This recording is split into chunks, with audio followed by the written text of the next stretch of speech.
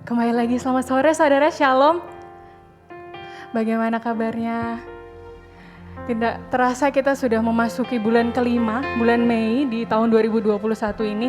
Saya harap kita semua dalam keadaan sehat, kita boleh beribadah bersama-sama, baik untuk jemaat yang beribadah bersama kami di sini maupun dimanapun saudara berada. Dan meskipun kita di bulan kelima ini masih tetap dalam keadaan terbatas ya waktu kita beribadah, kita tidak bisa seperti yang dulu, kita masih menggunakan masker, kita masih menggunakan face shield. Tapi saya percaya sukacita kita datang ke tempat ini, kita memuji dan memuliakan nama Tuhan, itu tidak terbatas oleh keadaan kita ya. Saya mau mengajak saudara, boleh disapa saudara di kiri dan kanannya, dibagikan sukacita, kita lambaikan tangannya, kita ucapkan selamat beribadah untuk kita semua. Selamat beribadah. Dan mari saya mengajak jemaat untuk berdiri, kita memulai ibadah kita datang ke hadiratnya, kita memuji Tuhan yang agung, mulia, semua yang tercipta.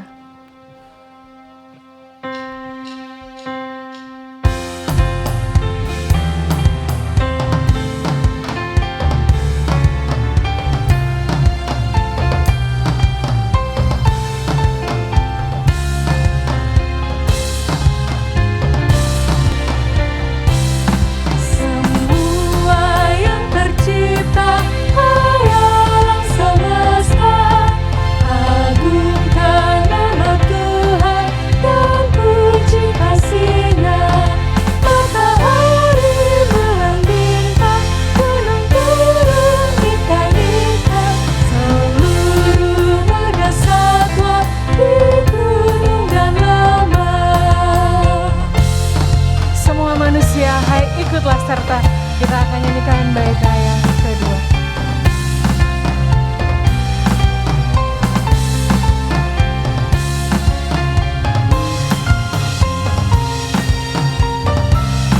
Semua manusia, ikutlah serta memuji kasih Tuhan yang agung mulia.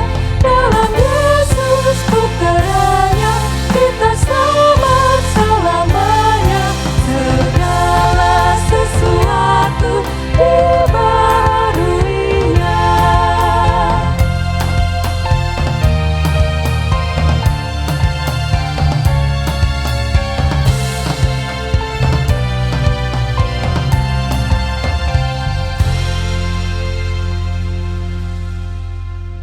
Mari jemaat, kita akan bersama-sama mengawali ibadah kita dengan mengucapkan pengakuan demikian. Pertolongan kita adalah di dalam nama Tuhan yang menjadikan langit dan bumi, yang kasih setianya tetap untuk selama-lamanya, yang memelihara umat manusia di tengah pergumulan dan goncangan kehidupan.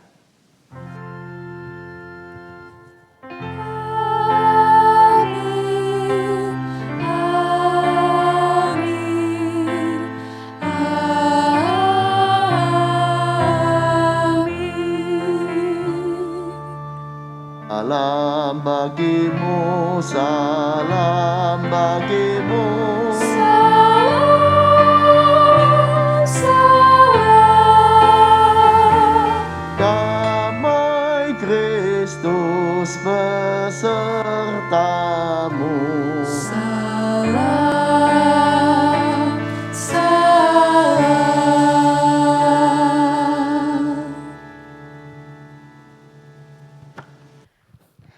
Saudara-saudari, serta Bapak Ibu yang terkasih, mari kita mengambil waktu sejenak. Kita mau menundukkan kepala, kita membuka hati untuk merenungi kesalahan dan dosa yang sekiranya kita perbuat. Saya persilahkan untuk berdoa secara pribadi terlebih dahulu. Mari kita berdoa.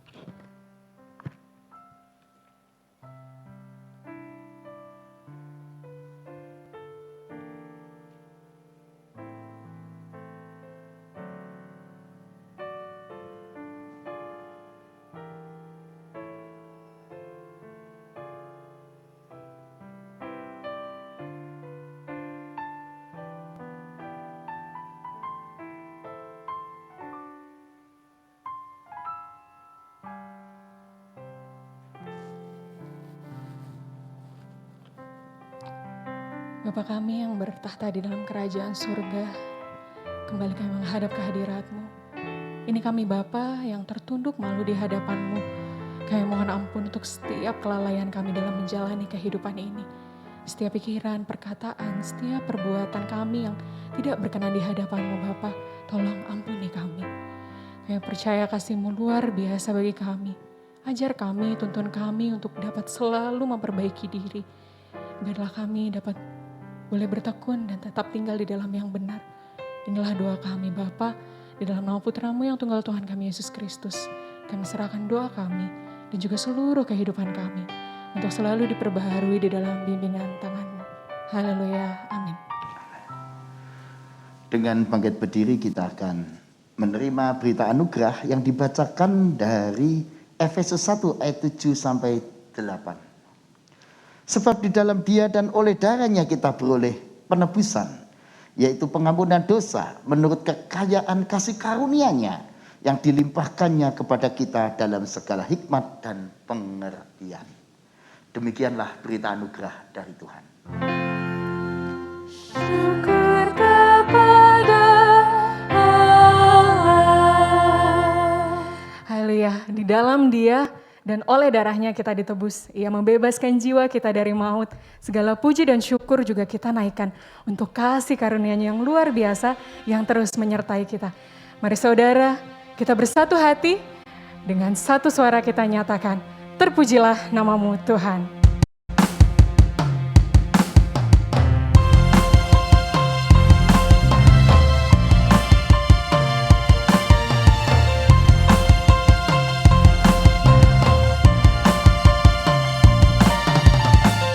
Terpujilah nama-Mu Tuhan,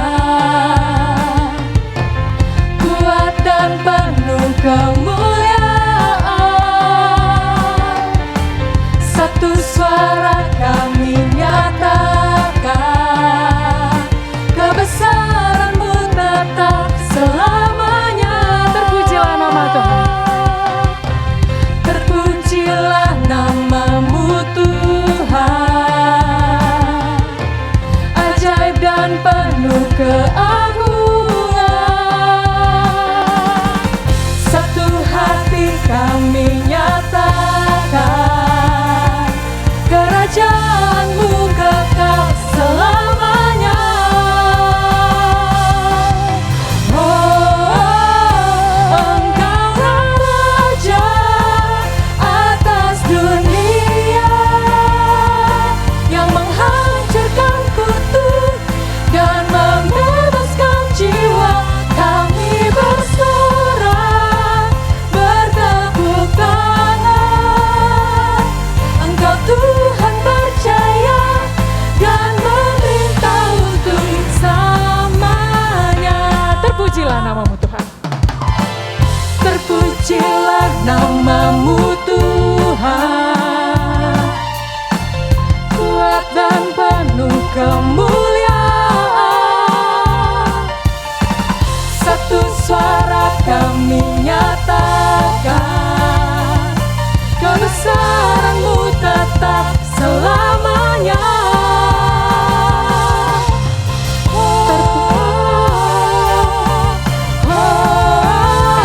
Engkaulah Raja atas dunia, yang menghancurkan kutuk dan membebaskan jiwa. Kami bersorak, bertepuk tangan. Engkau Tuhan percaya dan memerintah untuk Engkaulah Raja atas dunia, yang menghancurkan kutuk dan membebaskan jiwa. Kami bersorak, bertepuk tangan. Engkau Tuhan percaya dan memerintah untuk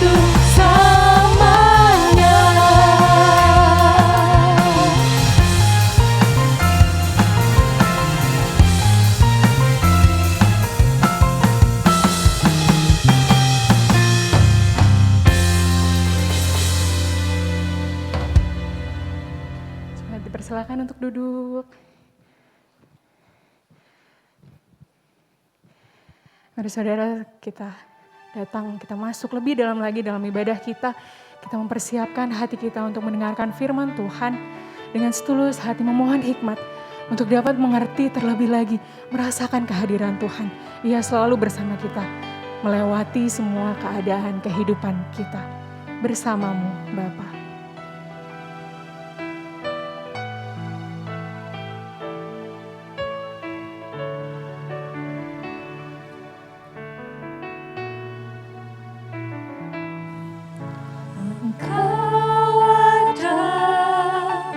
Bersamaku di setiap musim hidupku, tak pernah kau biarkan ku sendiri.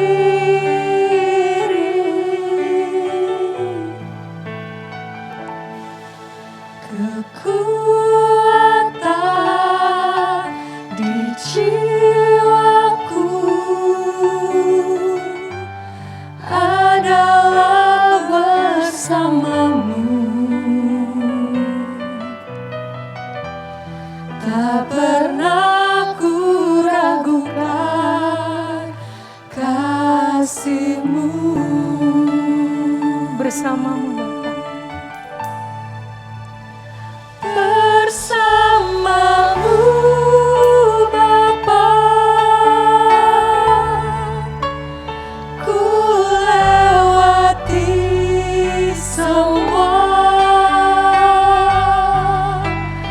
perkenanan-Mu yang teguhkan hatiku.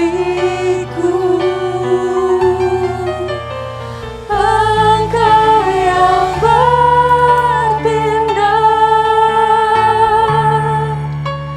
memberi pertolongan, anugerah-Mu besar melimpah bagiku. Bapa, Engkaulah sumber kekuatan bagi jiwa kami.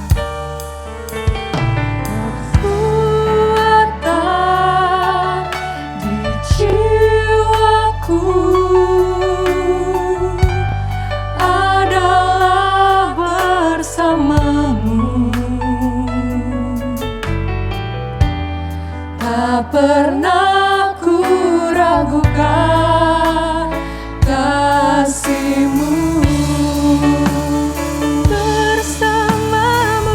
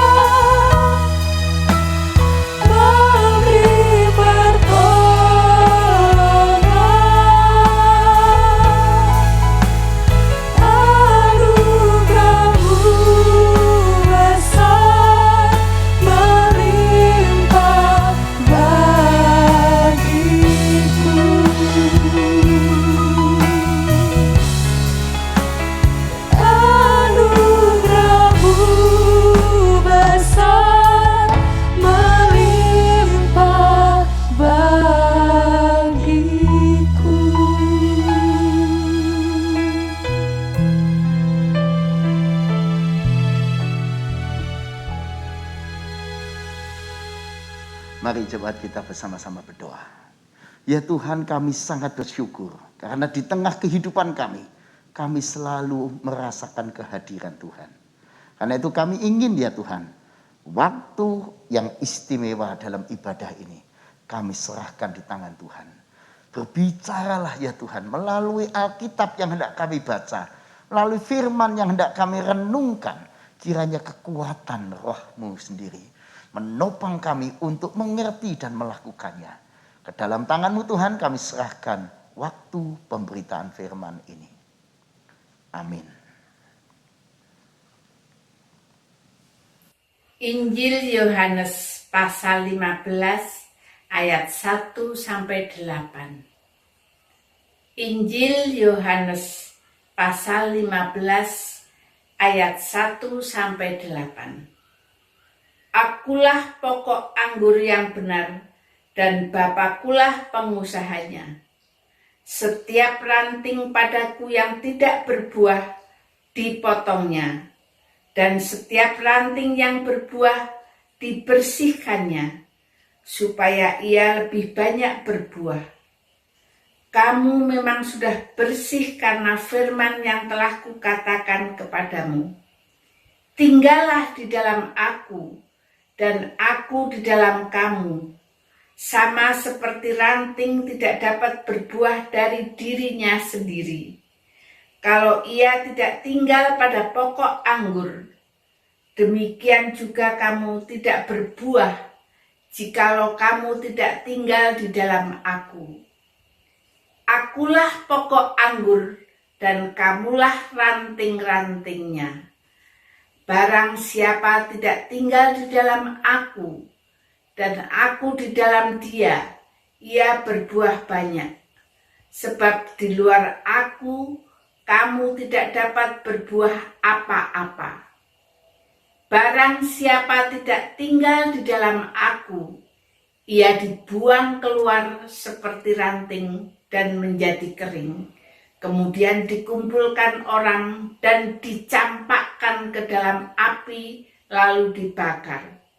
Jikalau kamu tinggal di dalam aku, dan firman-Ku tinggal di dalam kamu, mintalah apa saja yang kamu kehendaki, dan kamu akan menerimanya. Dalam hal inilah Bapa-Ku dipermuliakan, yaitu jika kamu berbuah banyak, dan dengan demikian kamu adalah murid-murid-Ku. Demikianlah Injil Yesus Kristus. Berbahagialah setiap yang mendengar firman Tuhan, menyimpan dalam hati, dan melakukannya setiap hari. Haleluya. Haleluya, haleluya, haleluya.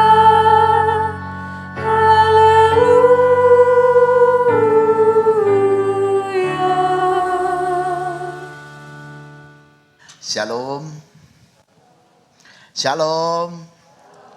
Saya dikasih Tuhan, kita melihat sebuah kejadian unik di GKI Jayan minggu yang lalu melalui gambar berikut ini. Sebuah kejadian unik apa? Ternyata yang kebaktian di Taman Eden di GKI Jayan bukan cuma manusia, ya. Ternyata ada juga seekor kucing ikut kebaktian di sini. Ada 30-an orang di Taman Eden plus seekor kucing. Kucing itu ikut kebaktian dari awal hingga akhir, saudara. Begitu tenang dia. Pertanyaan saya, dari 30 orang plus 1 ekor kucing, mana yang betul-betul nanti akan berbuah lebat seperti harapan Yohanes 15 ayat 1 sampai 8? Yang mana yang akan berbuah lebat? Yang paling dekat dengan TV monitor, yang duduknya paling depan, atau duduknya paling belakang, atau jangan-jangan malah kucing ini yang itu. Ya segera Anda protes, Pak, yang kucing nggak mungkin kok Pak. Kucing nggak masa bisa mendengar. Kalau melihat DNA-nya, kucing itu DNA-nya 90% mirip dengan manusia, saudara. Ya. Bicara soal DNA, apa itu DNA? Saudara, Next.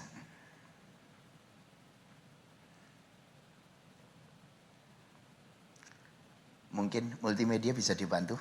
Ini tidak bisa dipakai. Ini waktunya besok ini harus diganti ya. Jangan dipakai lagi ya. Mungkin ini sudah beberapa kali minggu nggak bisa dipakai. Nah, DNA adalah pembawa ciri sifat. Jadi kalau misalnya saudara ingin bertanya kepada seseorang, apa betul ini anaknya Pak itu? Kalau Anda ingin membuktikan, apakah saya betul anak-anaknya Bapak Ibu saya? Ya kita bisa tes DNA. Dengan tes DNA akan bisa dilihat, oh ini betul ini anaknya itu. Bapak ini.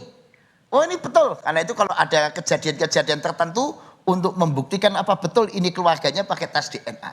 DNA itu kemampuan pewarisan sifat atau informasi biologis. Apakah dia punya susunan fisik tulang yang sama, bagaimana dengan kulitnya, ciri-ciri fisik ya yang sama yang ditemukan oleh James D. Wilson dan Francis Crick. Saudara, yang menarik adalah ternyata ada kemiripan DNA itu. Contoh, menurut catatan kucing dengan manusia itu 90% mirip. Simpanse 98,7%. Jadi cuma bedanya 1,3% dibanding DNA manusia. Gorila 98% mirip DNA manusia. Orang hutan 97%. Tikus 85%. Wah, DNA-nya mirip. Karena itu percobaan penyakit-penyakit atau obat biasanya pakai tikus. Karena DNA-nya mirip. Tapi saudara jangan berpikir, wah kalau begitu kita itu mirip simpanse ya. Atau jangan-jangan kita berasal dari monyet. Enggak saudara ya. Perbedaan 1,5%, 2% itu ternyata perbedaan yang sangat lebar sekali. Belum hal-hal lain yang tidak ada dalam ciri-ciri fisik atau informasi fisik biologis. Ada banyak hal yang membuat manusia beda dengan kucing, beda dengan monyet, beda dengan simpanse, orang hutan atau gorila. Beda.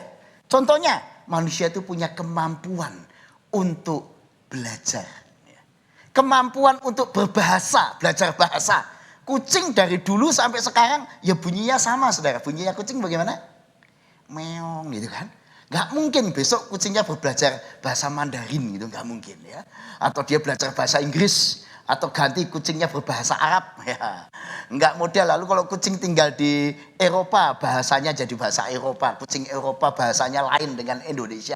Saya kira kucing, ya kucing. Dia tidak belajar berbahasa. Dia tidak bisa belajar bahasa baru. Dia tidak bisa berbudaya. Kalau manusia telanjang malu kita. Karena kita mengenal etika. Kita mengenal budaya. Kalau kucing, monyet, simpanse, gorila nggak malu. Memang nalurinya demikian. Kalau manusia punya jiwa kepahlawanan. Hari ini kita merayakan Hari Pendidikan Nasional. Banyak guru-guru menjadi pahlawan pendidikan. Rela mengajar di tempat-tempat terpencil. Walaupun sadar di situ hidupnya susah, gajinya terbatas, hidupnya terbatas. Tapi dia rela. Loh ini. Menunjukkan ini jiwa kepahlawanan. Manusia ada jiwa itu. Kalau binatang enggak ada. Manusia bisa hidup bermasyarakat tertib. Mematuhi tata tertib, punya kesadaran diri. Karena itu kalau yang namanya manusia ada perempatan sudah tahu aturan, lampu merah dia berhenti. Kalau monyet lihat lampu merah dia tetap jalan. Kenapa? Dia nggak mengenal aturan, nggak bisa diatur. Ya dilatih 1-2 hal bisa, tapi untuk mengatur, menata diri sebagaimana tatanan masyarakat nggak bisa. Kalau manusia diajari pakai masker, menjaga jarak, protokol kesehatan bisa. Tapi kalau monyet dikasih masker dan face shield, ya dipakai lalu dibuang, pakai lalu dibuang. Dia tidak bisa mengatur dirinya. Manusia bisa memperbaiki diri, bisa bertobat. Nah, saya belum pernah kenal ada orang hutan bertobat itu belum pernah ya. Ada anjing bertobat itu ya. Ya bisa anjing jinak tapi karena latihan, tapi ya tidak jinak-jinak amat. Pada saat dia lapar juga bahaya juga. Tapi kalau manusia beda DNA, beda dengan binatang atau makhluk hidup. Nah, saya mau pinjam istilah DNA ini untuk membedakan kita dengan yang lain. Pembawa ciri. Nah, Saya ingin pinjam istilah DNA ini untuk kehidupan rohani ya. Bagaimana kita dalam teks kita diajak untuk menjadi carang yang berbuah lebat, berbuah banyak. Wah. Teks kita mengingatkan, barang siapa tinggal di dalam aku dan aku di dalam dia, ia berbuah banyak. Bukan buah yang sedikit, saudara. Buahnya banyak. Wah, buah banyak ya. Kita tidak dari jenis bagaikan anggur yang buahnya sedikit, tapi buahnya yang banyak. Saya membawa anggur, saudara. Wah, ini anggurnya kalau sedikit dia bukan anggur yang unggulan, harus berbuah banyak dan harus manis. Itu baru anggur dari bibit yang unggul. Dan saudara dan saya, menurut Yohanes 15, dari pokok anggur yang benar, yang unggul. Nah, saudara ngomong berbuah banyak, saya ingin Anda memilih mana dari Mr. OK dan Mr. No Time yang berbuah lebat. Dua-duanya Kristiani. Dua-duanya mengaku sebagai carang dari pokok anggur. Dua-duanya mengaku sebagai pengusaha. Dan memang dua-duanya pengusaha yang sukses. Hebat. Berhasil. Tapi Mr. No Time. Kemana-mana jawabannya selalu aku gak punya waktu. Gak punya waktu untuk ibadah secara pribadi. Gak punya waktu untuk berdoa secara pribadi. Gak punya waktu untuk melayani. Gak punya waktu untuk bermasyarakat. Gak punya waktu untuk ini dan itu. Bahkan untuk pasangannya, untuk anaknya. Gak punya waktu. Sibuk. Yang menarik, Mr. OK sama-sama pengusaha. Sama-sama sibuk. Tetapi dia selalu oke. Diajak untuk berdialog dengan pasangannya, oke, punya waktu. Dengan anaknya, Pak, aku diajak ini ya, ini oke, dia punya waktu. Diajak bermasyarakat, diajak kumpul dengan masyarakat tetangganya, oke, dia punya waktu. Dia diajak di gereja untuk ikut dalam kepanitiaan ini dan itu, oke, aku punya waktu.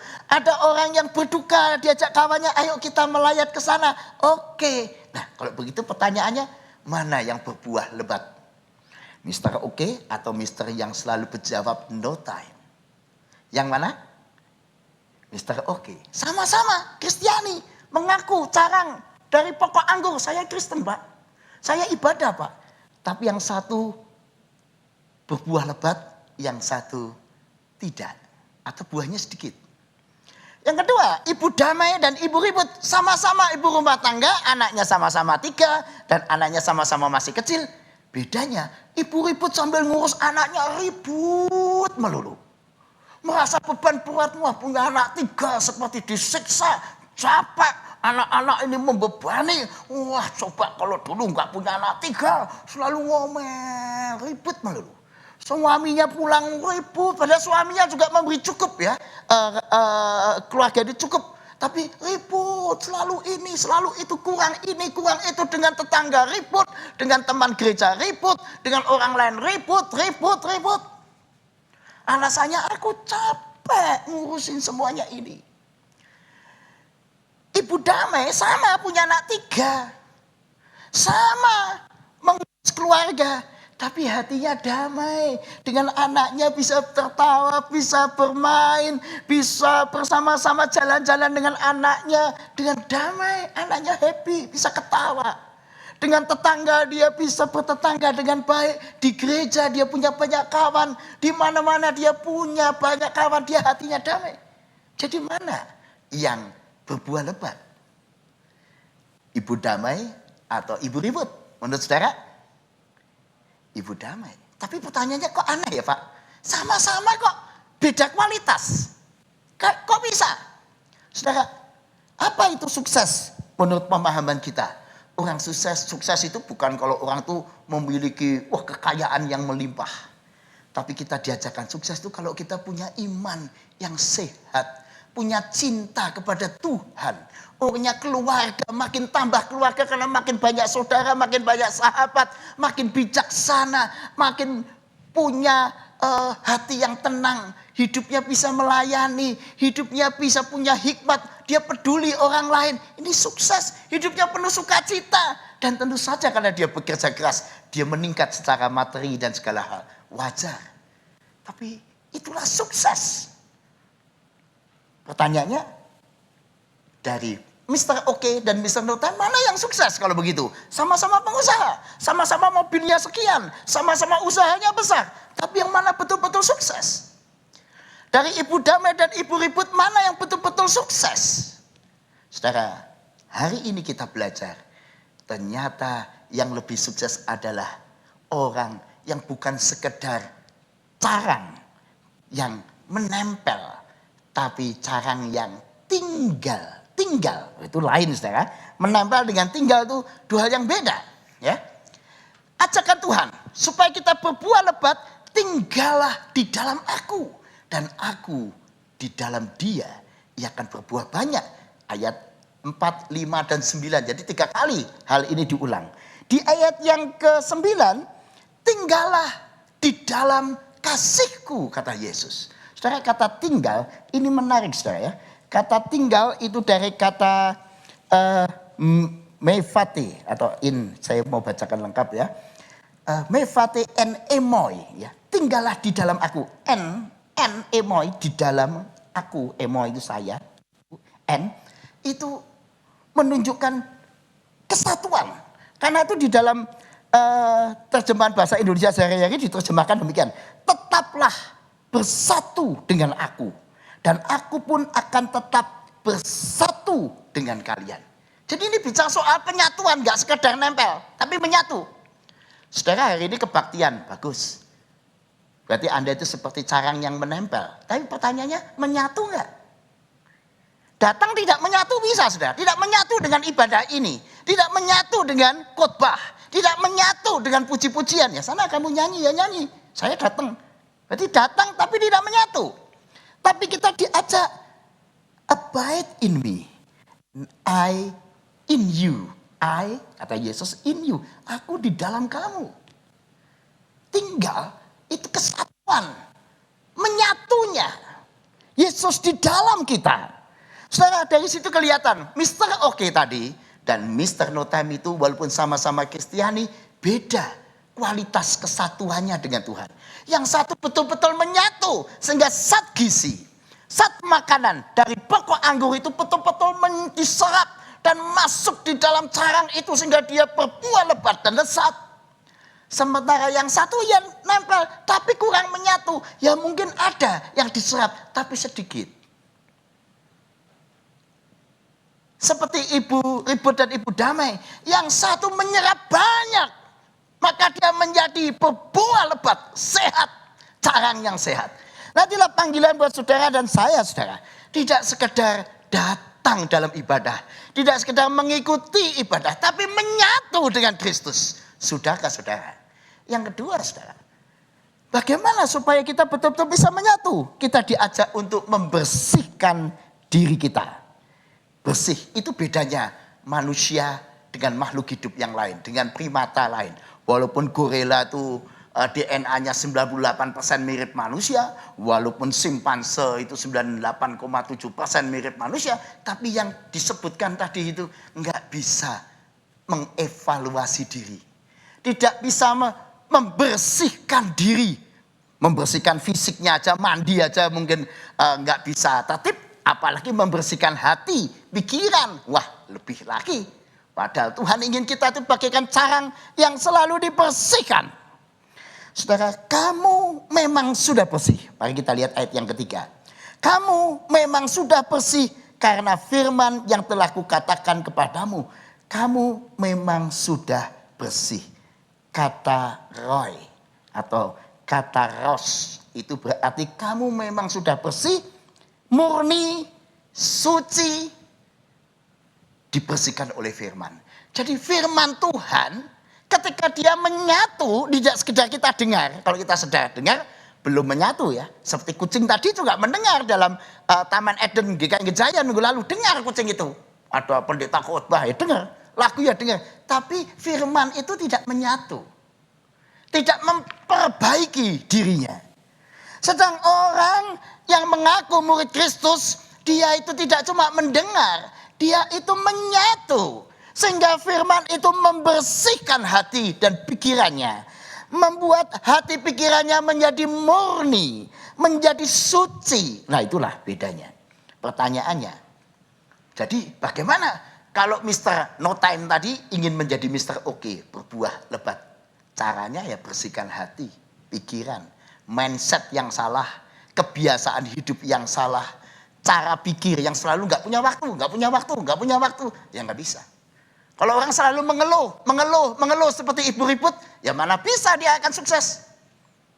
Kalau hatinya tidak pernah damai, mendengar firman Tuhan, berdoa tiap hari, tapi tiap kali konflik dengan pasangannya selalu ngomong cerai. Ada loh pasangan suami istri Kristen yang hobinya ngomong cerai. Hobi itu ngomong cerai. Ya itu cuma soal waktu kalau sudah begitu. Ribet kok selalu hobinya ngomong cerai. Tidak pernah bicara tentang pengampunan. Tidak menghayati, aku akan mengampuni dia. Apapun, bagaimanapun dia. Kenapa? Karena kami sudah dipersatukan oleh Tuhan. Saya akan pertahankan rumah tangga ini. Apapun terjadi. Kenapa? Karena aku sudah dipersatukan dengan dia oleh Tuhan. Karena Tuhan memenuhi aku. Tinggal minta Tuhan, penuhi aku dengan cintamu. Engkau kan pokok anggur Tuhan. Yang benar. Engkau punya sumber kasih. Berikan kasihmu padaku. Sehingga aku mampu tetap bertahan dalam situasi yang paling buruk. Seperti apapun juga. Nah saudara, itulah DNA-nya murid Yesus. Yang membedakan murid Yesus dengan murid-murid yang bukan murid Yesus. Misalnya murid iblis. Atau murid-murid si jahat. Murid Yesus punya kemampuan memperbaiki pola pikirnya. Saya dikasih Tuhan. Pertanyaan yang menarik dari kita adalah kenapa teks ini ribut sekali atau kuat sekali bicara tentang berbuah banyak. Sudah bilang berbuah saja titik. Tinggallah dalam aku maka engkau akan berbuah. Titik, selesai. Tapi rupanya teks kita ini berulang berbuah banyak. Barang siapa tinggal di dalam aku dan aku di dalam dia. Ayat yang kelima, ia berbuah banyak. Lalu di ayat yang ke-8. Dalam hal inilah Bapakku dipermuliakan, yaitu jika kamu berbuah banyak. Nah, kata buah banyak ini menjadi bagian penting. Di ayat yang kedua juga sama. Setiap ranting padaku yang tidak berbuah dipotongnya, dan setiap ranting yang berbuah dibersihkannya, supaya lebih banyak berbuah. Nah, kenapa? Karena memang kita ini bukan dari jenis ibarat anggur ya. Bukan dari jenis anggur biasa. Maaf ini. Anggur kan ada macam-macam jenis ya. Anggur jenis apa? Enggak sembarangan jenis. Nah, bisa dilihat dari kualitasnya. Begitu dilihat.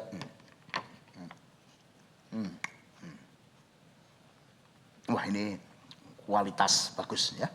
Manis.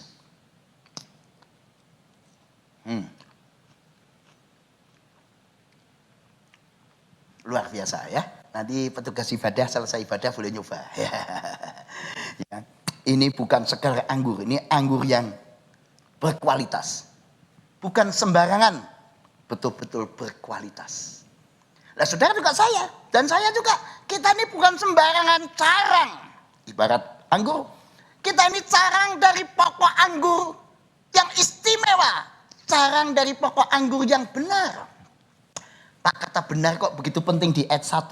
Akulah pokok anggur yang benar. Dan Bapakkulah pengusahanya, kata Yesus di ayat 1. Karena kata benar itu penting, saudara. Aletinos.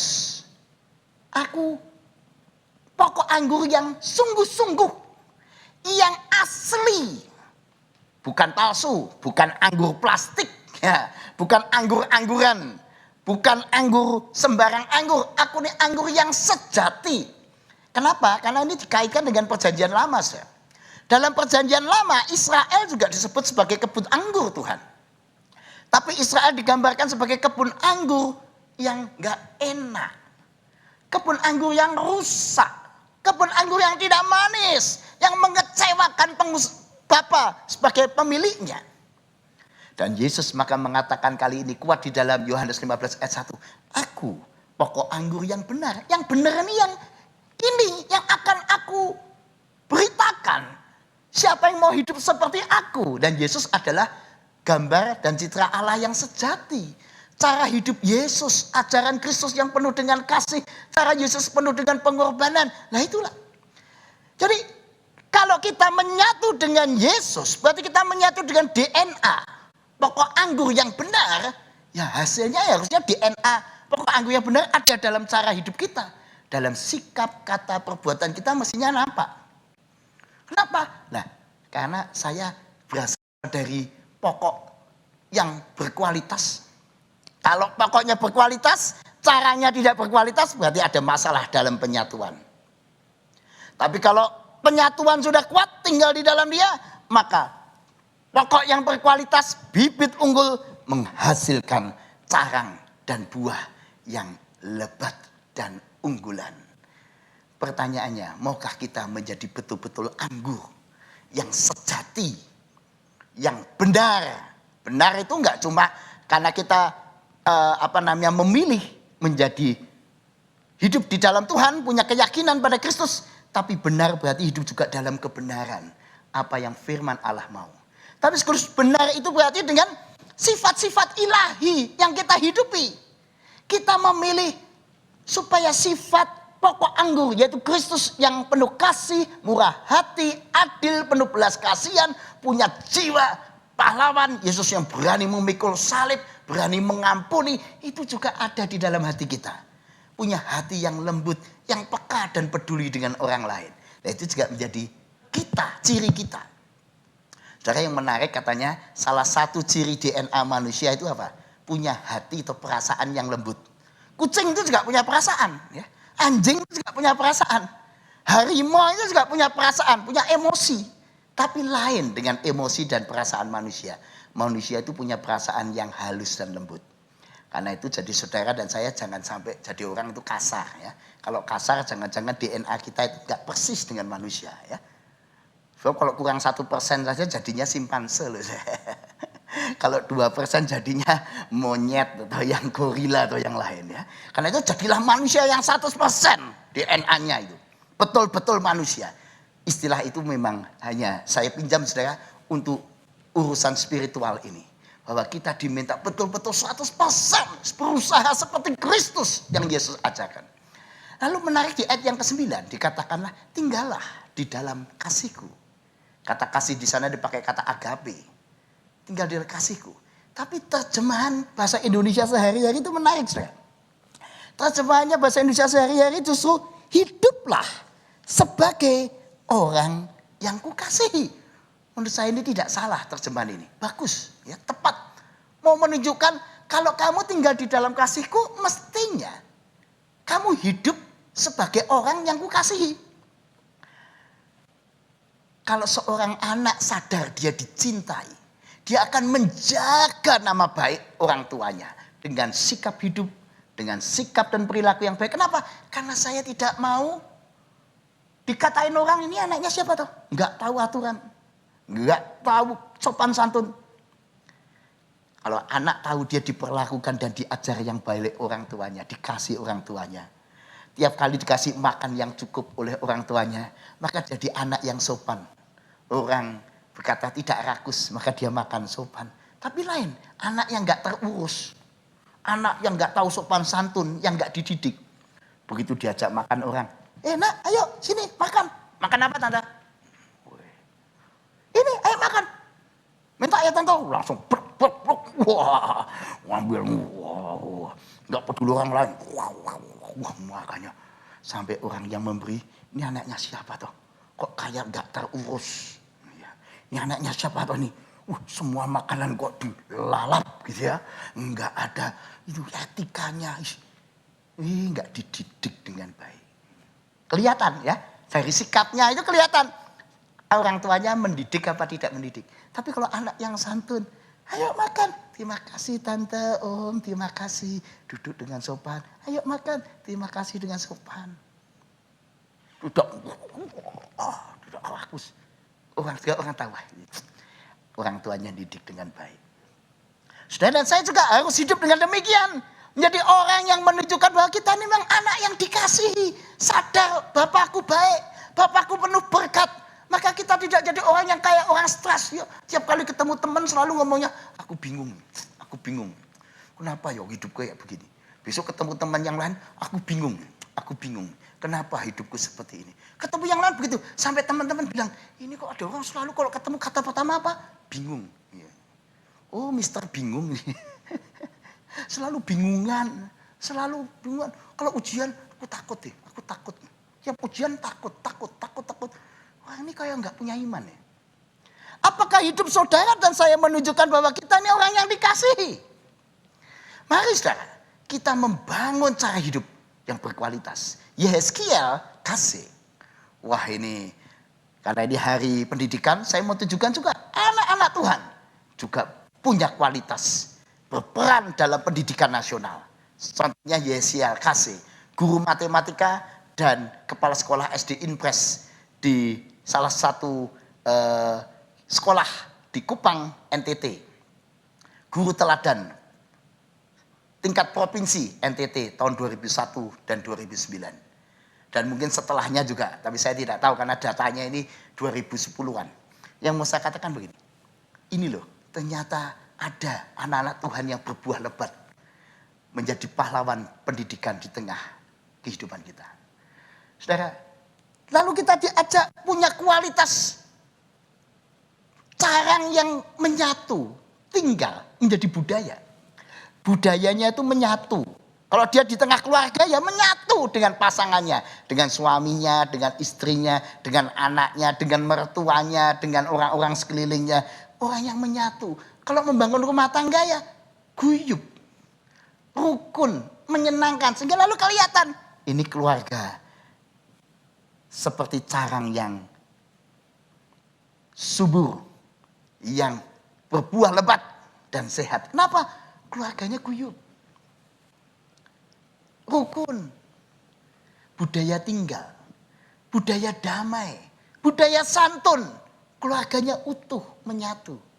Kenapa? Karena saya sendiri menyatu dan tinggal dengan Tuhan.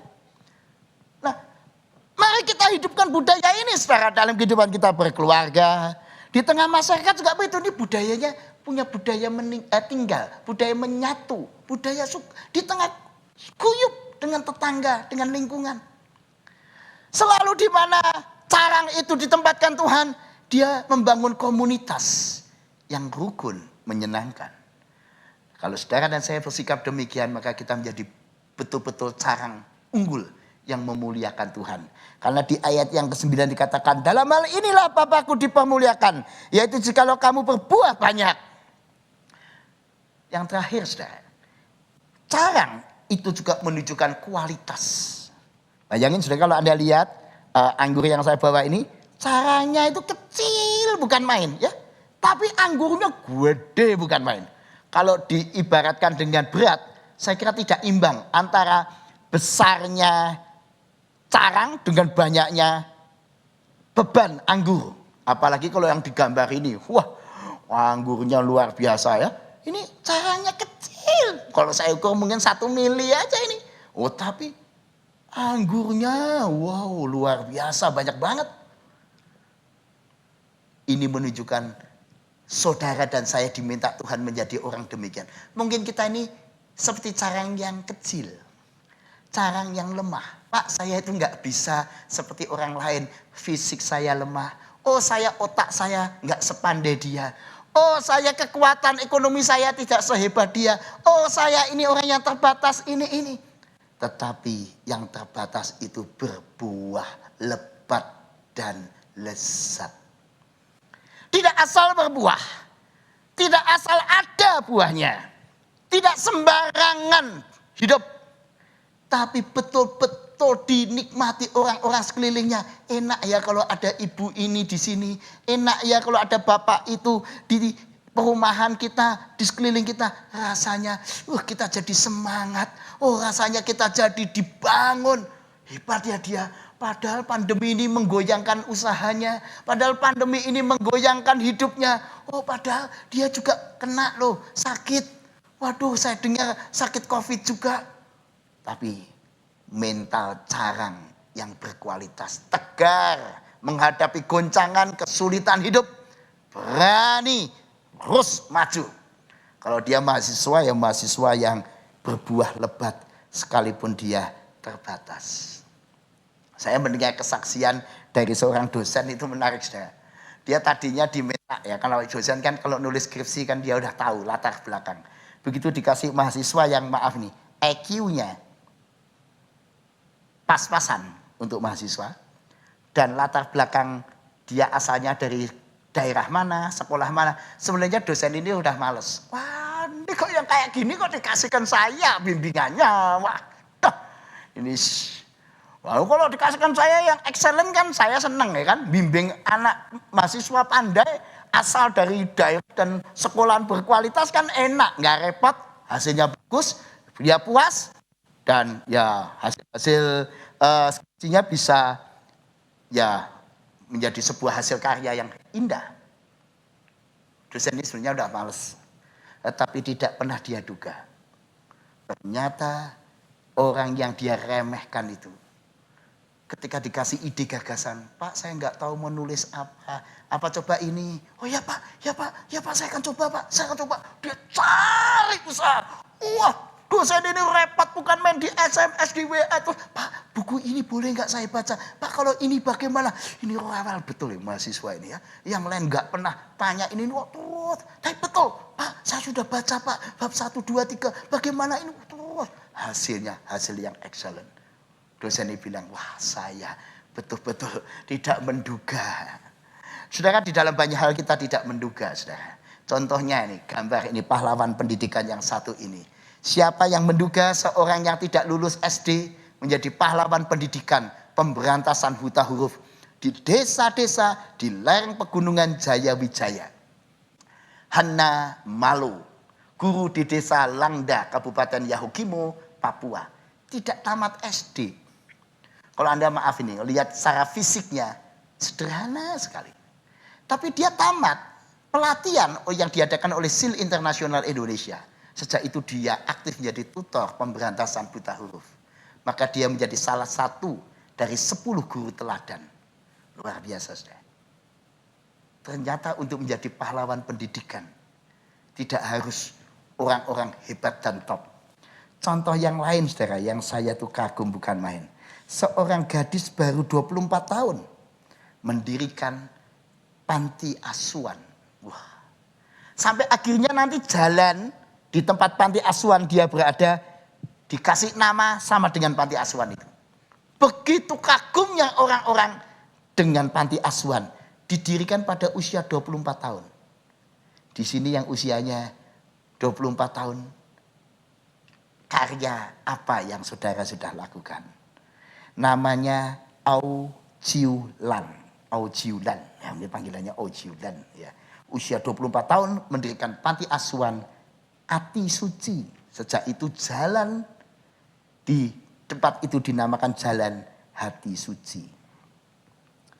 Sedang dikasih Tuhan yang mau saya katakan 24 tahun.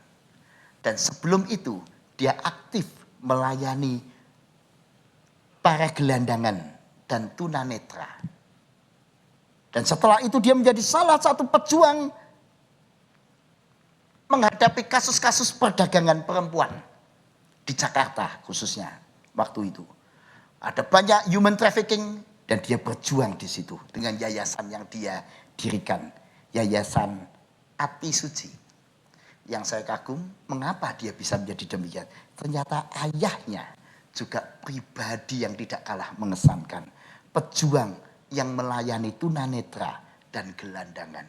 Oh, sudah dikasih Tuhan. Yang mau saya katakan ternyata banyak ya orang-orang yang nggak pernah kita perhitungkan. Wih, ternyata hebat ya.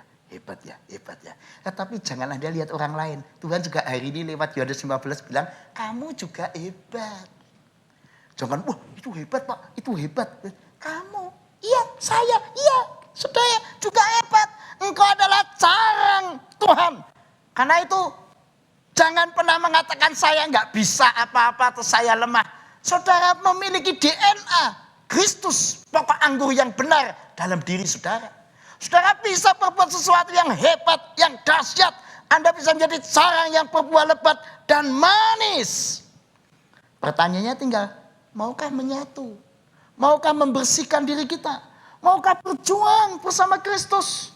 Supaya nama Tuhan dipermuliakan. Sadari, ternyata ada energi dari Kristus, pokok anggur yang benar di dalamku. Ada ajaran, ada cinta, ada damai, ada kuasa Allah menyertai kita. Jadi jangan takut. Engkau bisa menjadi orang hebat. Dan harusnya menjadi hebat.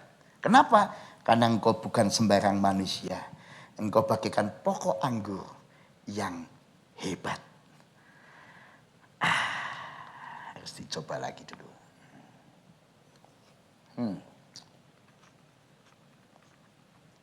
Tidak mengecewakan. Kiranya Tuhan satu kali juga melihat hidup saudara. Dan Tuhan bilang, engkau tidak mengecewakan. Apakah engkau saudara saya hari ini mengecewakan Tuhan? Mari perbaiki diri. Amin. Satu itu buat saudara. Kalau ku hidup bagimu.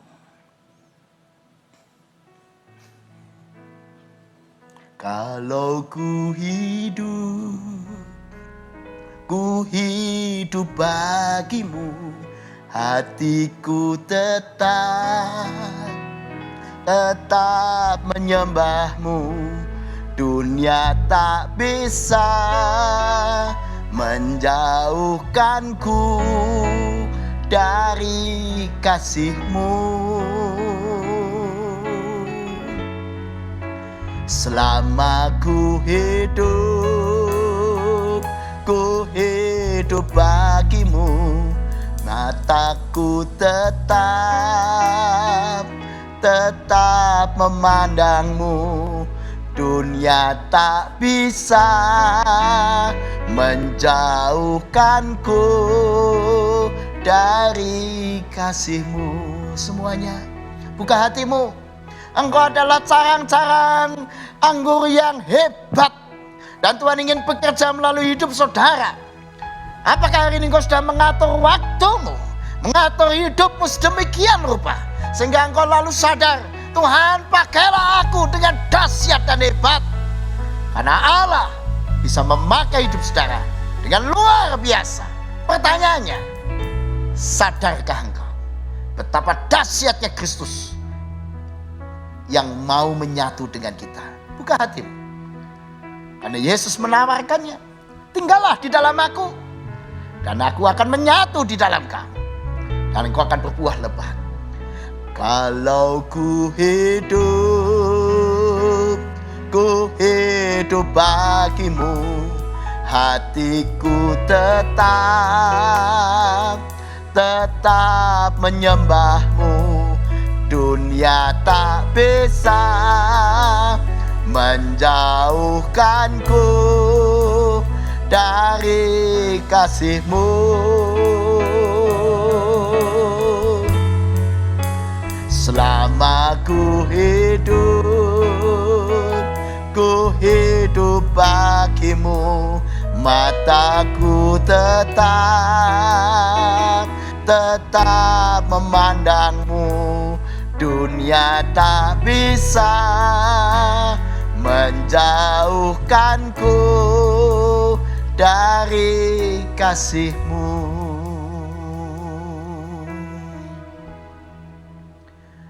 Dunia tak bisa menjauhkanku dari kasih-Mu.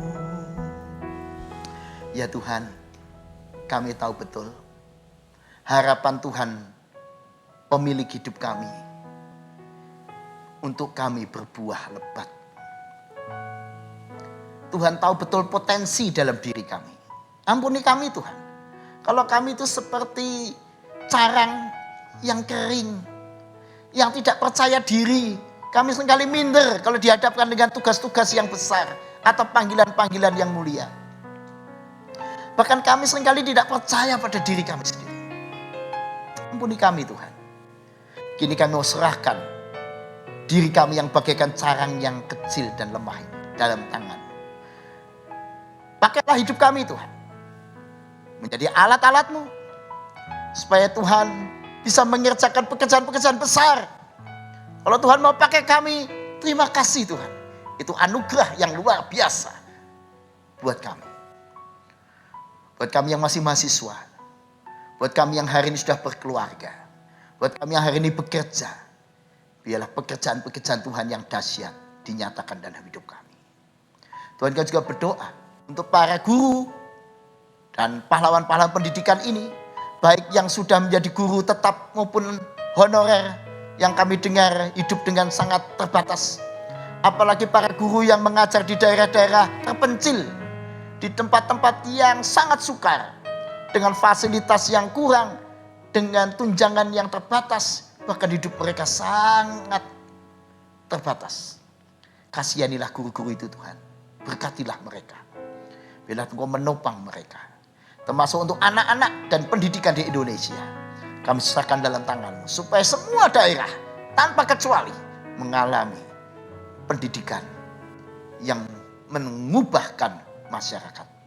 Kami juga berdoa untuk perjuangan umat manusia di dunia, termasuk perjuangan bangsa kami Indonesia dan kota kami Yogyakarta dalam mengalahkan pandemi ini. Biarlah Tuhan berkati, supaya perjuangan umat manusia membuahkan hasil yang baik, dan COVID ini segera boleh berlalu ketika umat manusia kompak mengalahkannya. Tuhan, tanamkanlah disiplin buat setiap kami. Kami serahkan mereka yang sakit, yang berduka, yang menderita, mereka yang tergoncang, mereka yang kehilangan banyak hal di masa-masa pandemi ini. Hanya Roh-Mu yang kudus menopang mereka. Dalam nama Yesus kami berdoa. Amin.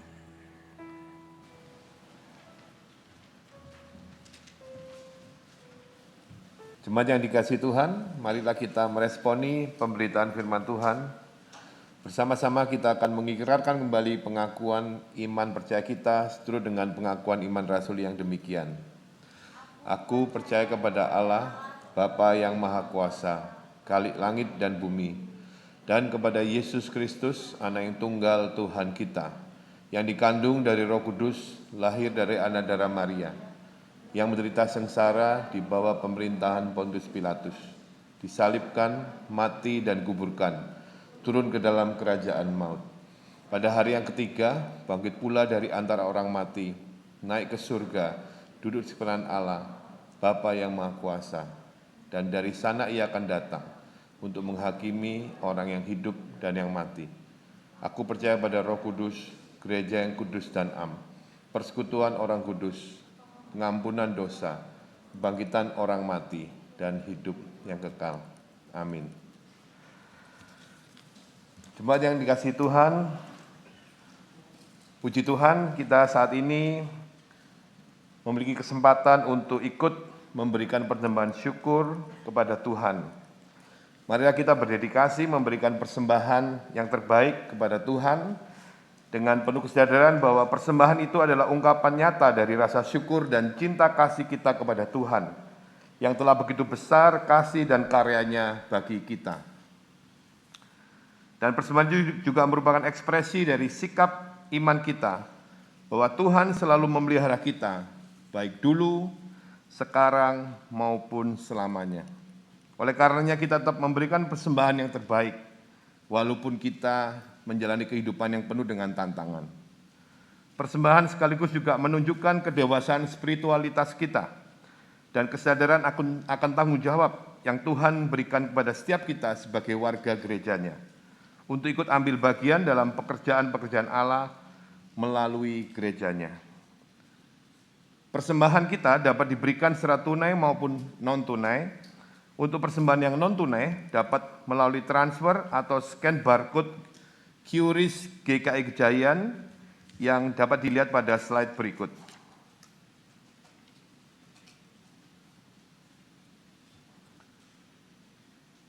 Selamat mengekspresikan iman percaya dan cinta saudara pada Tuhan melalui persembahan syukur sambil mengingat nas firman Tuhan dari Mazmur 37 ayat yang ketiga sampai yang kelima. Mari kita baca bersama-sama. Percayalah kepada Tuhan dan lakukanlah yang baik, diamlah di negeri dan berlakulah setia, dan bergembiralah karena Tuhan, maka Ia akan memberikan kepadamu apa yang diinginkan hatimu. Serahkanlah hidupmu kepada Tuhan, dan percayalah kepadanya, dan Ia akan bertindak. Mari dengan hati yang penuh rasa syukur kita mengumpulkan persembahan kita dan kita iringi pengumpulan persembahan kita dengan menyanyikan Sekalipun Diriku Dapat Berkata-kata.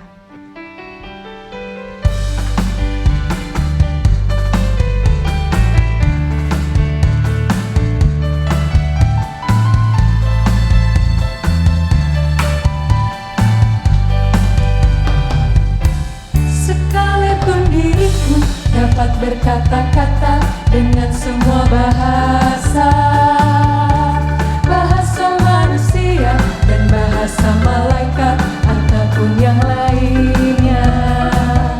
Tapi jika aku tak mempunyai kasih, aku serupa gong yang menggema dan cadang yang memerinci. Jemaat dimohon untuk berdiri, bersama-sama kita nyanyikan baitnya yang kedua.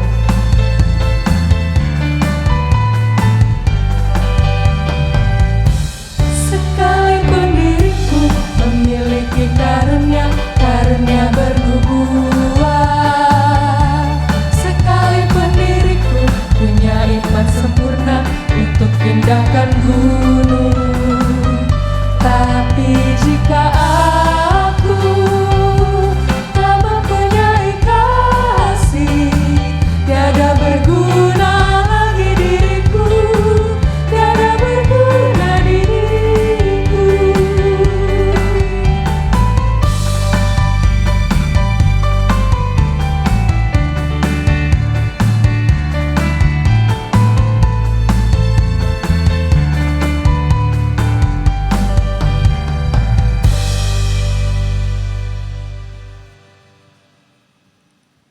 Mari kita berdoa. Kembali kami datang kepadamu Tuhan, membawa persembahan yang sudah kami kumpulkan. Terimalah Tuhan persembahan kami, dan kuduskanlah Tuhan. Dan biarlah Engkau memberi hikmat kepada majelis jemaat, bidang-bidang, komisi-komisi yang ada di gerejamu ini Tuhan. Dan pelayanan kasih,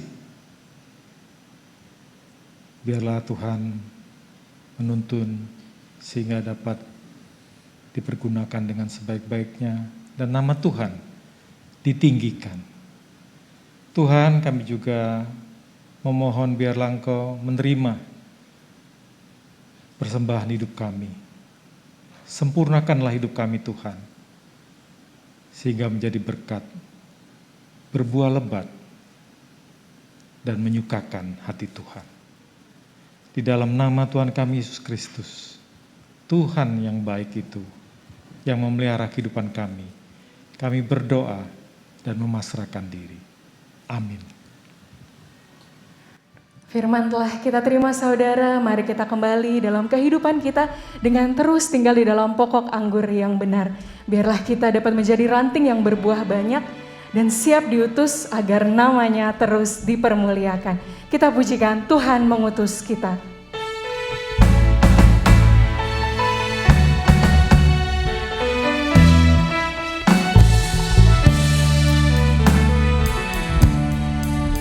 Tuhan mengutus kita ke dalam dunia, bawa pelita kepada yang gelap. Meski dihina serta dilanda duka, harus melayani dengan sepenuh, dengan senang, dengan senang. Marilah kita melayani umat-Nya dengan senang, dengan senang. Berarti kita memuliakan nama-Nya. Kita pujikan baitnya yang kelima.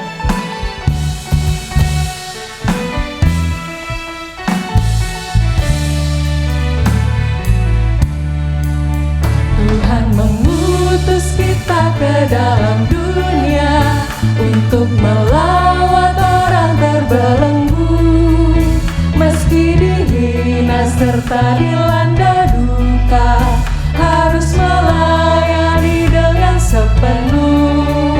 Dengan senang, marilah kita melayani umatnya.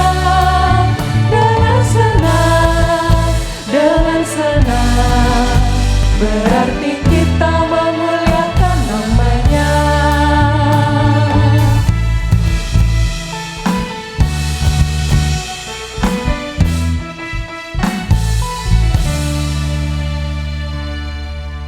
Jemaat, kita diutus untuk menyatakan kemuliaan nama Tuhan melalui sikap kata dan perbuatan kita.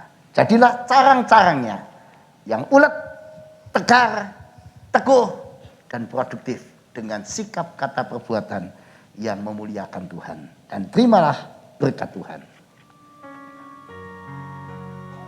Kasih Tuhan mengiringimu dan sayapnya melindungimu. Tangan Tuhan pegang di dalam hidupmu. Majulah dalam terang kasih-Nya. Tuhan memberkati engkau dan melindungi engkau. Tuhan menyinari engkau dengan wajah-Nya dan memberi engkau kasih karunia. Tuhan menghadapkan wajah-Nya kepadamu dan memberi engkau damai sejahtera. Amin.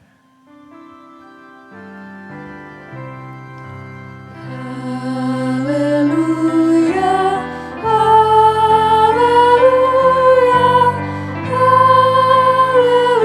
haleluya, haleluya, haleluya, amin, amin, amin.